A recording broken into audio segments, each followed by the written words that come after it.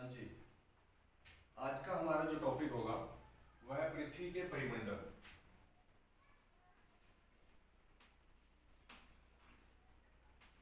पृथ्वी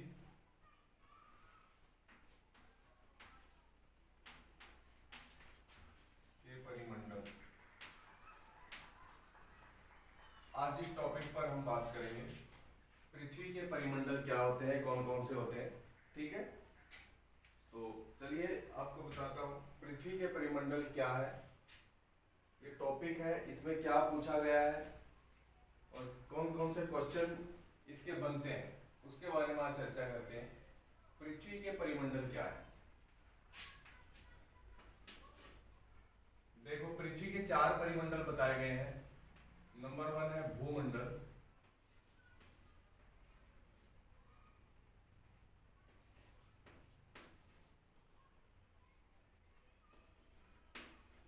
भूमंडल। नंबर 2 पर आता है हमारा वायुमंडल।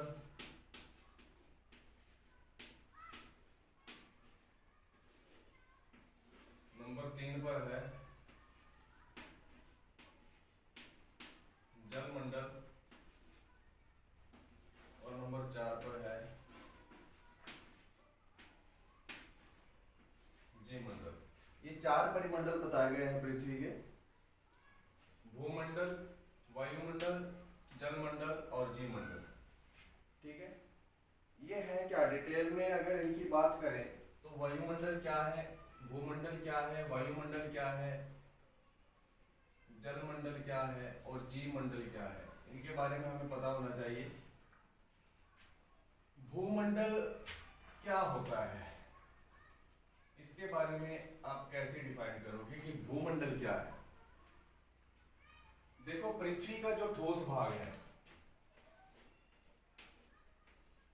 जो पृथ्वी का ठोस भाग है जिस पर हम रह रहे हैं उसको भूमंडल कहा जाता है। ठीक है, जो पृथ्वी की ऊपरी सतह है, सबसे ऊपरी सतह है, जो ठोस रूप में है, जिस पर हम रह रहे हैं, वह ठोस भाग है और उसको हम भूमंडल कहते हैं। ठीक है, पृथ्वी के ठोस भाग को भूमंडल कहा जाता है। नंबर 2 पर है वायुमंडल। वायुमंडल किसे कहते हैं? पृथ्वी के चारों तरफ जो गैस की परतें हैं,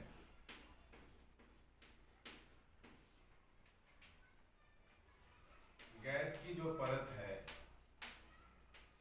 पृथ्वी के चारों तरफ, ठीक है, पृथ्वी के चारों तरफ गैस की एक परत है, वह हमारी पृथ्वी का वायुमंडल है। इसमें nitrogen, oxygen, carbon dioxide, argon और अन्य तरह की सभी गैसें मौजूद होती हैं। इसको हम वायुमंडल कहते हैं, जिसमें हम सांस लेते हैं। ठीक है, ये पृथ्वी का वायुमंडल है। आया समझ? इसको वायुमंडल बोलते हैं। एक वायु की परत है पृथ्वी के चारों ओर, ठीक है, जिसमें बहुत तरह की गैसें हैं और जिसमें हम सांस लेते हैं, हमारे सांस लेने के लिए ऑक्सीजन है, वो क्या है? पृथ्वी का वायुमंडल कहलाता है। जलमंडल क्या है? देखो, पृथ्वी का जो ये भूमंडल है, ये लगभग 30% भाग पर स्थित है, और जो जलमंडल है ये पृथ्वी का 70% भाग पर स्थित है। जल जो है पृथ्वी के 70% भाग पर स्थित है।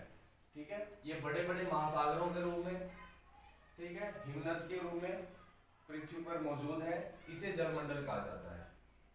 मतलब कि जल का एक बहुत बड़ा भाग जो पृथ्वी के 70% हिस्से पर मौजूद है, उसे हम जलमंडल कहते हैं।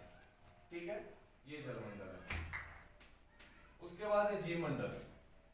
देखो, जो ये तीनों है हमारे भूमंडल, वायुमंडल और जलमंडल, इन तीनों से मिलकर बनता है जीवमंडल। भूमंडल, वायुमंडल और जलमंडल, इन तीनों से मिलकर जीवमंडल बनता है। जीवमंडल एक ऐसा क्षेत्र है जहां पर भूमंडल भी पाया जाएगा, भूमंडल होगा, ठीक है, जमीन का कुछ एरिया होगा, उस पे हमारी वायु होगी, ऑक्सीजन होगी सांस लेने के लिए, ठीक, और उसी पर जल भी स्थित होगा। यहाँ ये आता है कि इसमें जो जीवमंडल है, वायु, देखो भूमि तो होगी ही, क्योंकि रहने के लिए भूमि की आवश्यकता पड़ेगी, जमीन पर रहेंगे, और उसके बाद सांस लेने के लिए कुछ गैसों की जरूरत पड़ेगी जैसे ऑक्सीजन वगैरह है, और पीने के लिए हमें जल की आवश्यकता पड़ेगी। मतलब क्या है, जीव मंडल में जितने भी जीव हैं, चाहे वो सूक्ष्म जीव हो या बड़े आकार के जीव जंतु हो, ठीक है, कुछ भी हो, वो सब इसमें शामिल हो गए हैं, उसको जीव मंडल कहा जाता है। जहां पर जीवन संभव है वही जीव मंडल है, ठीक है भाई। तीनों से मिलकर जीव मंडल बनता है, भूमंडल, वायुमंडल और जलमंडल। इनसे मिलकर जो भी बनता है उसे हम जीव मंडल कहते हैं, ठीक है। इतना समझ में आया। ये पृथ्वी के परिमंडल थे 4, ठीक। उसके बाद आता है इस टॉपिक में आपका महाद्वीप।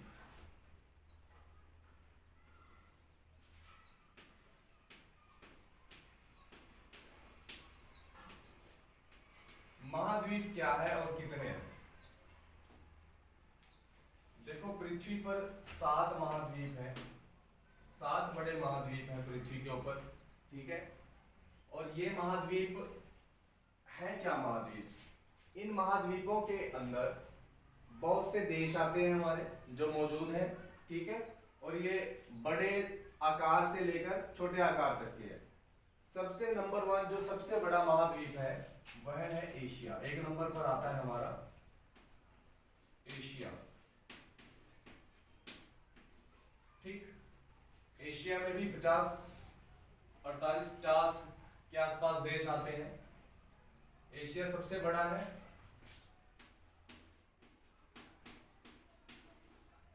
सबसे बड़ा महाद्वीप एशिया है, ठीक। एशिया में ही हम रहते हैं, हमारा भारत एशिया में आता है। रूस, चाइना, नेपाल, जापान जो है, ये सारे के सारे मतलब कि टोटल कुल मिलाकर 48 से 50 देश आते हैं एशिया के अंदर, ठीक। दूसरे नंबर पर आता है अफ्रीका।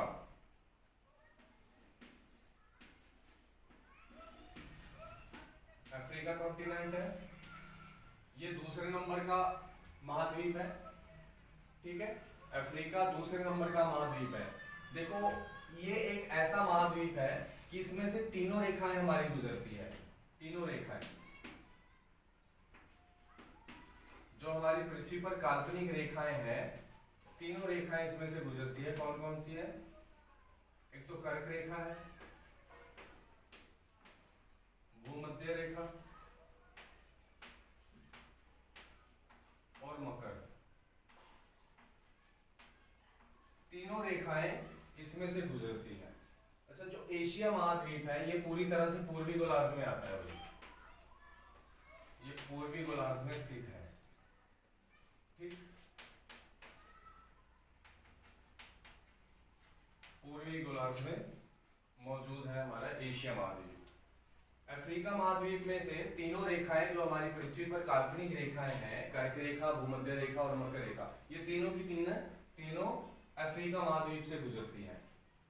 और दूसरी है नील नदी है, जो विश्व की सबसे लंबी नदी है, ठीक।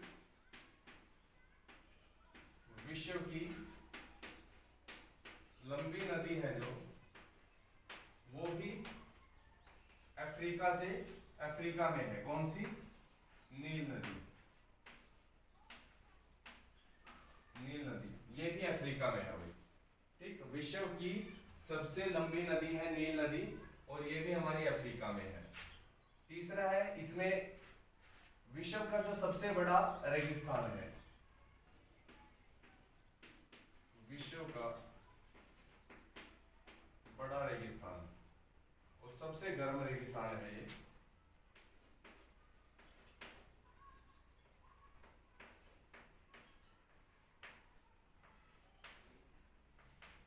सहारा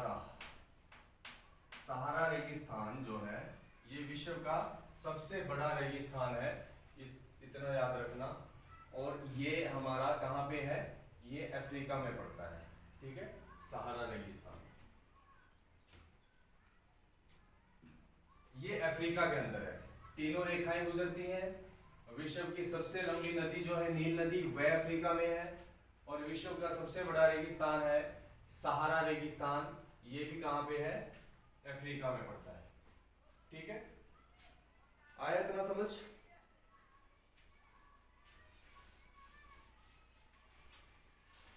उसके बाद है तीसरे नंबर पर है उत्तरी अमेरिका।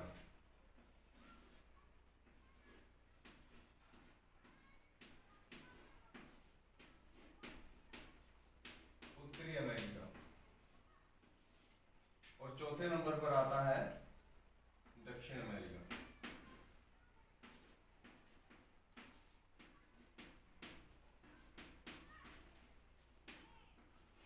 उत्तरी अमेरिका और दक्षिण अमेरिका। तीसरे नंबर का जो महाद्वीप है वह उत्तरी अमेरिका है। और चौथे नंबर पर आता है दक्षिण अमेरिका।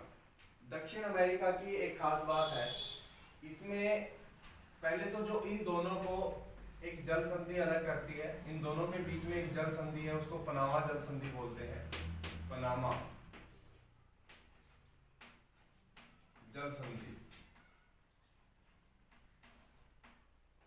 ठीक है। उत्तरी अमेरिका से दक्षिण अमेरिका को जो जल संधि अलग करती है उसको पनामा जल संधि बोलते हैं, ठीक है भाई। उसके बाद दक्षिण अमेरिका की एक खास बात है, जो विश्व की सबसे लंबी पर्वत श्रृंखला है, ठीक, वह दक्षिण अमेरिका में मौजूद है। कौन सी है? एंडीज। एंडीज पर्वत श्रृंखला है जो विश्व की सबसे लंबी है।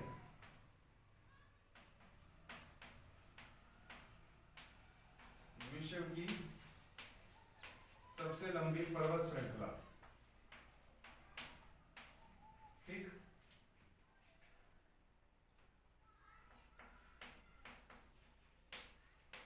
तो ये दक्षिण अमेरिका में मौजूद है।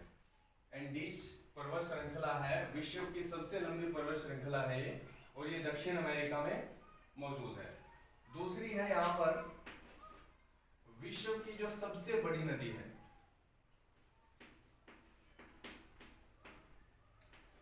सबसे बड़ी नदी विश्व की कौन सी है? अमेजन। ये भी हमारी, ये भी कहां पे है? दक्षिण अमेरिका में। ये विश्व की है सबसे बड़ी, ऐसा याद रखना। विश्व की सबसे बड़ी नदी जो है अमेजन नदी, ये भी दक्षिण अमेरिका में मौजूद है, ठीक। ये दक्षिण अमेरिका के अंदर आती है। आएगा समझ में? उसके बाद है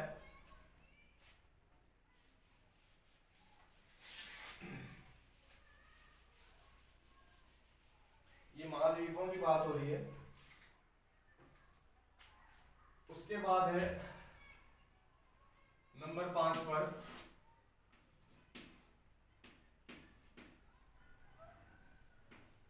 अंटार्कटिका।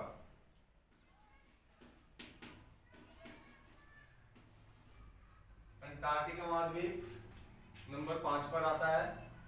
नंबर 6 पर है यूरोप, और नंबर 7 पर आता है ऑस्ट्रेलिया।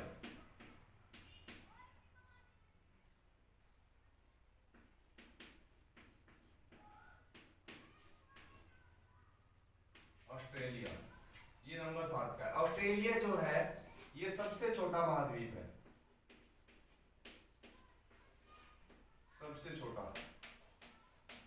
सबसे छोटा महाद्वीप है ऑस्ट्रेलिया, ठीक। यूरोप जो है, यूरोप और एशिया की अगर दोनों की बात करूं तो यूरोप और एशिया,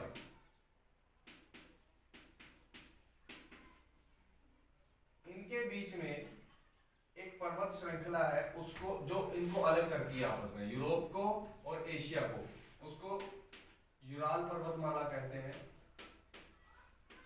यूराल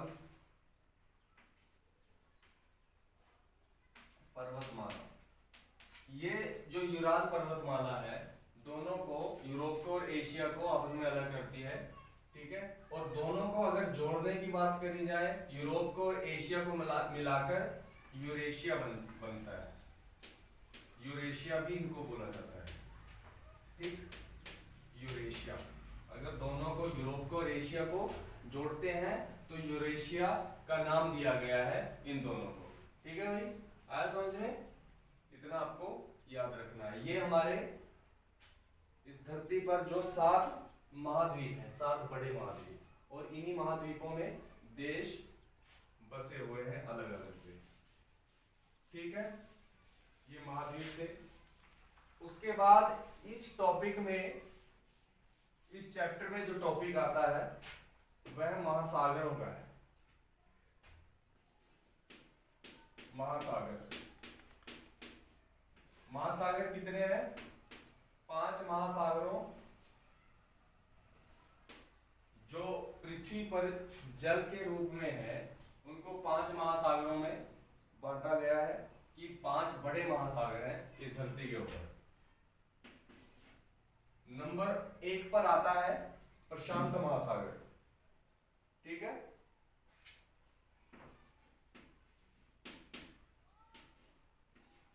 प्रशांत महासागर ये सबसे बड़ा महासागर है पृथ्वी पर। सबसे बड़ा महासागर कौन सा है? प्रशांत महासागर। नंबर 2 पर कौन सा है प्रशांत के बाद?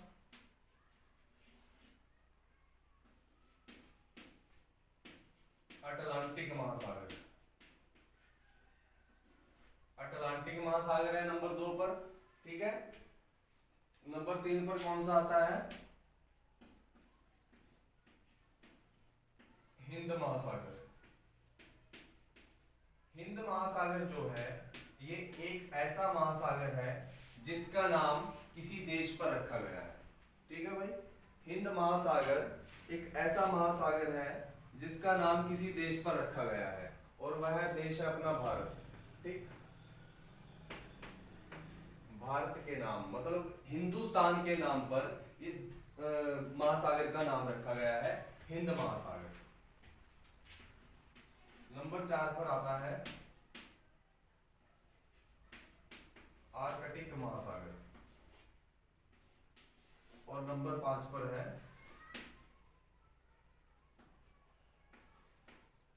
अंटार्कटिक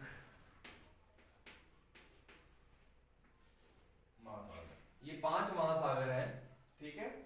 प्रशांत महासागर विश्व का सबसे बड़ा महासागर है। इसी प्रशांत महासागर के अंदर ही है जो विश्व का सबसे गहरा गर्त है जिसको मैरियाना गर्त बोला जाता है। मैरियाना गर्त ये विश्व का सबसे बड़ा, सबसे गहरा गर्त है और प्रशांत महासागर के अंदर है, ठीक है। ये याद रखना है आपको। ये 5 बड़े धरती के ऊपर जो महासागर है, जो पानी है पृथ्वी के ऊपर, जो 70% भाग पर पृथ्वी का पानी है वो इन महासागरों और जो हमारे बड़े बड़े जो ग्लेशियर्स है उनके रूप में जमा हुआ है, ठीक है भाई। ये महासागर थे। उसके बाद जो टॉपिक आता है इस चैप्टर के अंदर वह आता है कि वायुमंडल। देखो आपको मैंने बताया था कि पृथ्वी के 4 परिमंडल हैं, भूमंडल, वायुमंडल, जलमंडल और जीवमंडल, ठीक है। भूमंडल जो ठोस भाग है पृथ्वी का उसको भूमंडल कहा जाता है, ठीक। वायुमंडल पृथ्वी के चारों तरफ एक गैस की परत फैली हुई है जिसमें बहुत प्रकार की गैसें, ऑक्सीजन है, कार्बन डाइऑक्साइड है, नाइट्रोजन है, ठीक है। पृथ्वी के इस ऑक्सीजन, इस गैस की परतों को क्या बोला जाता है? वायुमंडल बोला जाता है। लेकिन वायुमंडल के अंदर भी हमारी जो पृथ्वी की कुछ परतें हैं, वायुमंडल की परतें, उसके बारे में पता होना चाहिए। जैसे वायुमंडल है, मैंने बताया था आपको कि वायुमंडल, ठीक है। वायुमंडल की भी कुछ परतें होती हैं, ठीक है। वो क्या क्या है पृथ्वी के ऊपर, वायुमंडल की कौन कौन सी परतें होती हैं। देखो अगर मैं नीचे से बात करूं, मान लीजिए पृथ्वी यहां पर धरती है, ये स्थल है पृथ्वी का, ठीक, ये स्थल है। यहां से हम ऊपर की तरफ चलते हैं,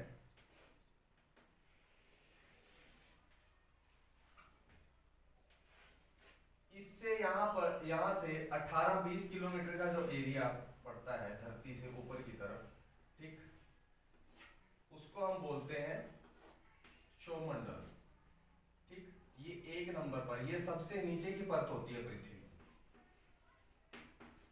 क्षोमंडल।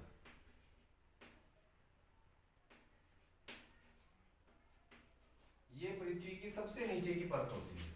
जितनी भी मौसमी घटनाएं होती हैं, ठीक, बारिश का आना, बिजली का कड़कना, वो सारी की सारी क्षोमंडल में होती है, ठीक। पृथ्वी की जितनी भी मौसमी घटनाएं होती हैं वो कहां पर होती हैं, क्षोमंडल में, ठीक। हम इनको मौसमी घटनाएं बोलते हैं, मौसमी घटनाएं, ठीक। जितनी भी मौसमी घटनाएं होती हैं, वही बिजली का कड़कना, बारिश का आना, वो कहां पर होती है, क्षोमंडल में होती है। उसके बाद आता है ऊपर का एरिया, इसको दूसरे नंबर का जो है, इसको बोलते हैं हम आयन मंडल, सॉरी समताप मंडल। यह है समताप मंडल, समताप मंडल, समताप मंडल। इसके अंदर जो हमारे वायुयान उड़ते हैं, ठीक है, वायुयान समताप मंडल के अंदर उड़ाए जाते हैं, ठीक है।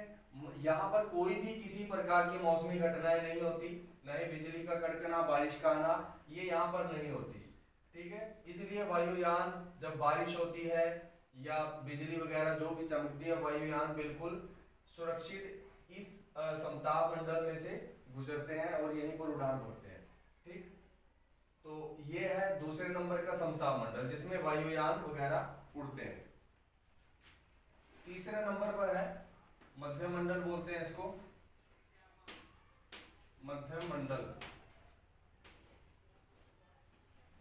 पृथ्वी की इस परत के अंदर जो भी जैसे उल्का पिंड वगैरह आते हैं, ठीक, जो वायुमंडल में, जो हवा में, अंतरिक्ष में छोटे छोटे उल्का पिंड, ठीक है, वो तैर रहे हैं, हवा में उड़ रहे हैं, जब वो अपनी दिशा से भटक जाते हैं और पृथ्वी की तरफ आते हैं, तो इस वायुमंडल की जो मध्य मंडल है, इससे उनका संपर्क होता है और यहाँ पर आते ही वो क्या करते हैं, जलने लगते हैं, ठीक है।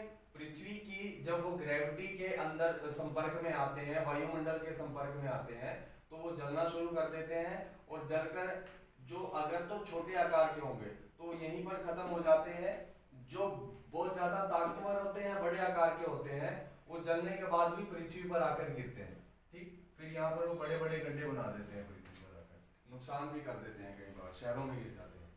तो इसमें क्या होते हैं, उल्का पिंड की, उल्काओं की घटनाएं इसमें होती हैं। उल्काएं जितनी भी आती हैं, ये घटनाएं मध्य मंडल में होती है पृथ्वी की, ठीक है। उसके बाद आता है अयन मंडल।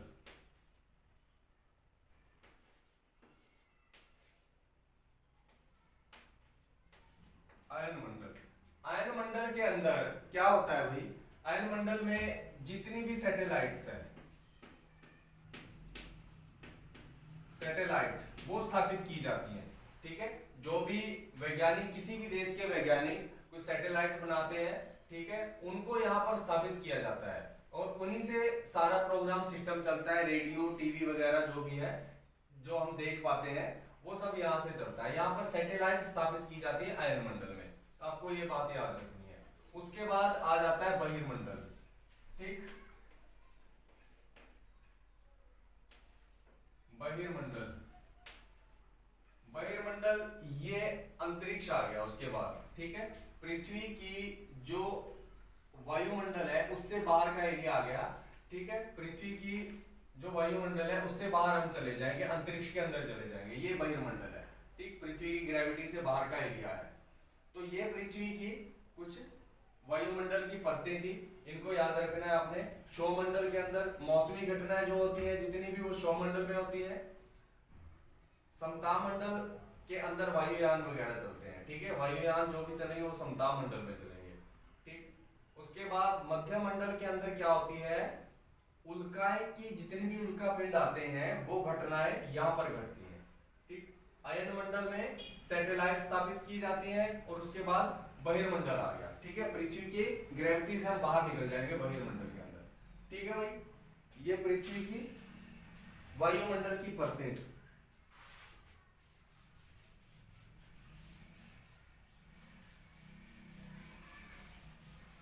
अब कुछ क्वेश्चन देख लेते हैं इसके। लेसन में कुछ क्वेश्चन पूछे गए हैं।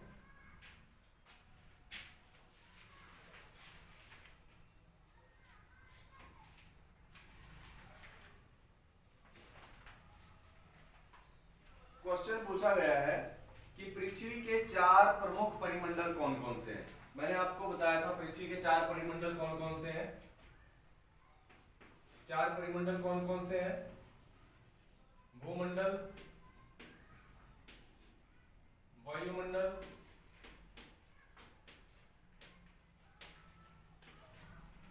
जलमंडल और कौन सा है, जीवमंडल।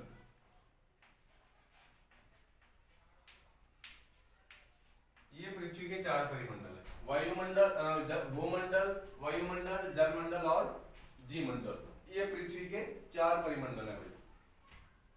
पृथ्वी के प्रमुख महाद्वीपों के नाम लिखिए। महाद्वीप 7 महाद्वीप है, वो मैंने आपको बता दिया था। महाद्वीप नंबर 1 पर कौन सा है, एशिया। नंबर 2 पर कौन सा है, अफ्रीका। नंबर 3 उत्तरी अमेरिका।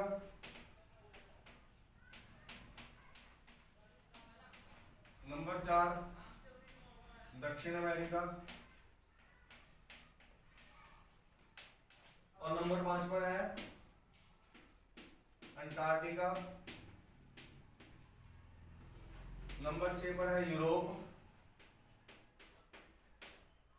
और नंबर 7 पर है ऑस्ट्रेलिया।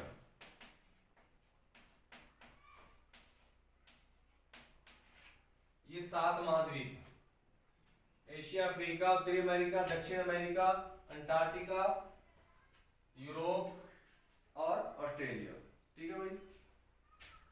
नेक्स्ट क्वेश्चन है, 2 महाद्वीपों के नाम लिखिए जो पूरी तरह से दक्षिण गोलार्ध में स्थित है, ठीक है। 2 महाद्वीप यहीं पर देख लीजिए जो दक्षिण गोलार्ध में स्थित है। ये पृथ्वी है, ठीक है। तो दक्षिण गोलार्ध ही पूछा है।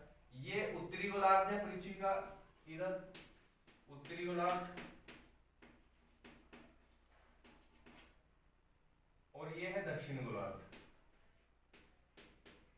जो भूमध्य रेखा है वह पृथ्वी को 2 बराबर भागों में बांटती है। उत्तरी गोलार्ध ऊपर का है और दक्षिण गोलार्ध नीचे का है। दक्षिण गोलार्ध में जो पूरी तरह से 2 महाद्वीप दक्षिण गोलार्ध में स्थित हैं वो बताने हैं। एक तो आ जाएगा आपका ऑस्ट्रेलिया, क्योंकि भारत यहाँ पर उत्तर पूर्वी गोलार्ध में पड़ता है, ठीक है। और ऑस्ट्रेलिया यहाँ नीचे पड़ता है। एक ऑस्ट्रेलिया है और दूसरा कौन सा है, अंटार्कटिका। ऑस्ट्रेलिया और अंटार्कटिका ये 2 महाद्वीप हैं जो पूरी तरह से कहां पर पड़ेंगे, दक्षिण गोलार्ध में पड़ेंगे, ठीक है भाई। ये आपको याद रखना है।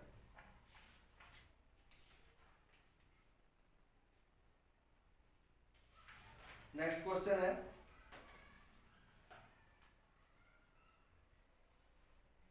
वायुमंडल की विभिन्न परतों के नाम बताएं। वायुमंडल की परतें अभी बताकर हटा आपको। ऑस्ट्रेलिया और अंटार्कटिका, ये अंटार्कटिका यहां पड़ेगा भाई, ठीक। ये 2 महाद्वीप है, जो दक्षिण गोलार्ध में है। वायुमंडल की परतों के बारे में मैं आपको अभी बताया मैंने।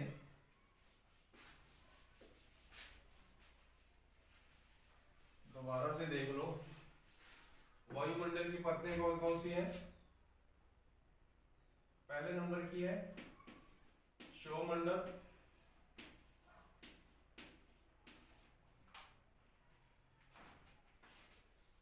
उसके बाद है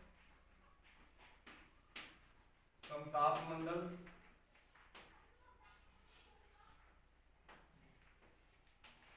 फिर है मध्यमंडल,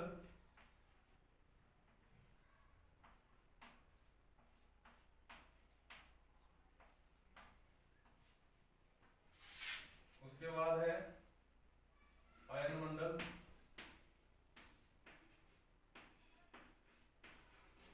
उसके बाद है बहिर्मंडल। ये पृथ्वी की वायुमंडल की परतें हैं। ठीक है भाई। क्वेश्चन है पृथ्वी को नीला ग्रह क्यों कहा जाता है? क्यों कहा जाता है नीला ग्रह?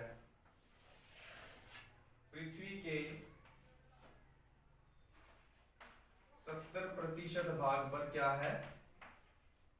जल है। ठीक, इस कारण पृथ्वी को नीला ग्रह कहा जाता है। देखो जल 70% भाग पर है, इसमें से जो 97% जल है वह खारा है, लवणीय जल है। ठीक, 97% जल कैसा है? लवणीय, मतलब कि ये पीने योग्य नहीं है। जो बड़े बड़े महासागर हैं, ये वाला वो जल है 97%। इसका 3% जो जल है वह शुद्ध है, लेकिन 3% का भी 0.3% पीने योग्य है और 0.70% बड़े बड़े हिमनद मतलब ग्लेशियर्स के रूप में जमा हुआ है।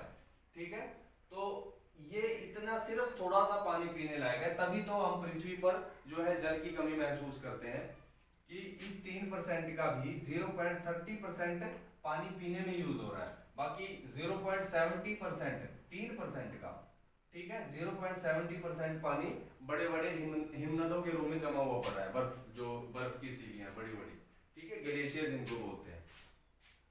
और इसी कारण से 70% भाग पर जल होने के कारण ही पृथ्वी को नीला ग्रह बोला जाता है। ठीक है, 29-30% भाग पर क्या है? स्थल है। जब अंतरिक्ष में से पृथ्वी को देखा जाता है तो नीले रूप की दिखाई देती है, क्योंकि जल ज्यादा है इस कारण से। उत्तरी गोलार्ध को स्थलीय गोलार्ध क्यों कहा जाता है? उत्तरी गोलार्ध को स्थलीय गोलार्ध क्यों कहा जाता है भाई? देखो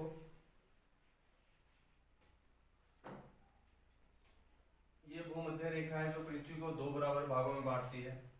इसको स्थलीय गोलार्ध क्यों कहा जाता है? क्योंकि ये उत्तरी गोलार्ध है, जो स्थल है सबसे ज्यादा जो भूमि है, स्थल है, वह पृथ्वी के इस भाग पर है। ठीक, एशिया कॉन्टिनेंट जो सबसे बड़ा है वो यहीं पर है, यूरोप यहाँ पर आ गया, ठीक है, उत्तरी अमेरिका भी इसी में आ जाता है। तो सबसे ज्यादा स्थल जो है, भूमि का जो हिस्सा है वह उत्तरी गोलार्ध में होने के कारण पृथ्वी के उत्तरी गोलार्ध को स्थलीय गोलार्ध बोला जाता है। आया समझ में? जीवित प्राणियों के लिए जीव मंडल क्यों आवश्यक है?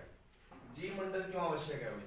जीव मंडल का मैंने बताया आपको कि जब पृथ्वी की ये 3 भूमंडल, वायुमंडल और जलमंडल मिल जाते हैं तो जीव मंडल का निर्माण हो जाता है, क्योंकि इसमें सभी प्रकार के छोटे बड़े जीव आ गए हैं। ठीक है, पेड़ पौधे पादप वो आ गए हैं और उन्हीं से मिलकर जीव मंडल बनता है, जहां पर जीवन संभव हो उसको जीव मंडल बोला जाता है। ठीक, जीवित प्राणी के लिए जीव मंडल क्यों आवश्यक है? इसलिए आवश्यक है क्योंकि देखो, जब भूमि रहने के लिए भूमि की आवश्यकता है जीवों को, ठीक, सांस लेने के लिए वायु की आवश्यकता है और पीने के लिए जल की आवश्यकता है। अगर इन तीनों में से एक भी नहीं होगा तो भी जीवमंडल का निर्माण नहीं हो सकता और न ही जीवधारी इस पर रह पाएंगे। ठीक है, इस प्रकार जीवित प्राणियों के लिए जीवमंडल का होना बहुत ही आवश्यक है। चलो। अच्छा कुछ छोटे क्वेश्चन पूछे गए हैं कि कौन सी पर्वत श्रृंखला एशिया और यूरोप को अलग करती है? वह है यूराल, यूराल पर्वत श्रृंखला। मैंने बताया था आपको, ठीक। यूराल पर्वत श्रृंखला जो है एशिया और यूरोप को अलग करती है। उत्तरी अमेरिका दक्षिण अमेरिका से कैसे जुड़ा हुआ है? जल संधि से जुड़ा हुआ है भाई, ठीक। इसमें पूछा है स्थल संधि, जल संधि या नहर, तो जल संधि से जुड़ा हुआ है उत्तर अमेरिका दक्षिण अमेरिका से, ठीक। मैंने बताया था कि उत्तर अमेरिका दक्षिण अमेरिका को एक जल संधि अलग करती है, क्या नाम है उसका? पनामा जल संधि, ठीक। वायुमंडल में किस गैस का प्रतिशत सबसे अधिक है? कौन सी गैस है? नाइट्रोजन। पृथ्वी का कौन सा भाग ठोस चट्टानों का बना है? स्थलमंडल बना है भाई, जो पहला है, ठीक। ऊपर का जो है, ऊपर का हिस्सा जिस पर हम रह रहे हैं, ये ठोस चट्टानों का बना हुआ है, इसको स्थलमंडल बोलते हैं। सबसे बड़ा महाद्वीप कौन सा है? अफ्रीका, एशिया या ऑस्ट्रेलिया? एशिया सबसे बड़ा महाद्वीप है, ठीक है। अच्छा, पृथ्वी का सबसे गहरा जो भाग है प्रशांत महासागर में कौन सा है? मेरियाना गर्त। मैंने बताया था आपको, मेरियाना गर्त प्रशांत महासागर में है, जो पृथ्वी का सबसे गहरा भाग है। अच्छा, वह महासागर कौन सा है जिसका नाम किसी देश पर पड़ा है? हिंद महासागर है भाई, भारत के नाम पर पड़ा है, मैंने आपको बताया था, हिंद महासागर। स्थल, जल और हवा का एक सीमित भाग जो जीवन के लिए सहायक है, कौन सा है? जीवमंडल, ठीक। ये वाला भूमंडल, वायुमंडल और जलमंडल से मिलकर बना है जीवमंडल, ये जीवन के लिए सहायक है। यूरोप और एशिया महाद्वीप को एक साथ क्या कहा जाता है? दोनों को, जब दोनों को जोड़ दिया जाता है, यूरोप और एशिया, तो क्या बन जाता है? यूरेशिया। पृथ्वी का सबसे ऊंचा पर्वत शिखर कौन सा है? माउंट एवरेस्ट है, ठीक। माउंट एवरेस्ट है पृथ्वी का सबसे ऊंचा पर्वत शिखर, और माउंट एवरेस्ट, जिसकी ऊंचाई कितनी है? 8,848 मीटर, ठीक है। ये पृथ्वी का सबसे ऊंचा भाग है माउंट एवरेस्ट। तो ये आपका आज का लेसन था पृथ्वी के परिमंडल, ठीक है। इसके बाद जो एनसीईआरटी में आपका नेक्स्ट जो लेक्चर होगा वो पृथ्वी के प्रमुख स्थल रूप के बारे में होगा भाई। तो ये नेक्स्ट लेक्चर में हम देखेंगे।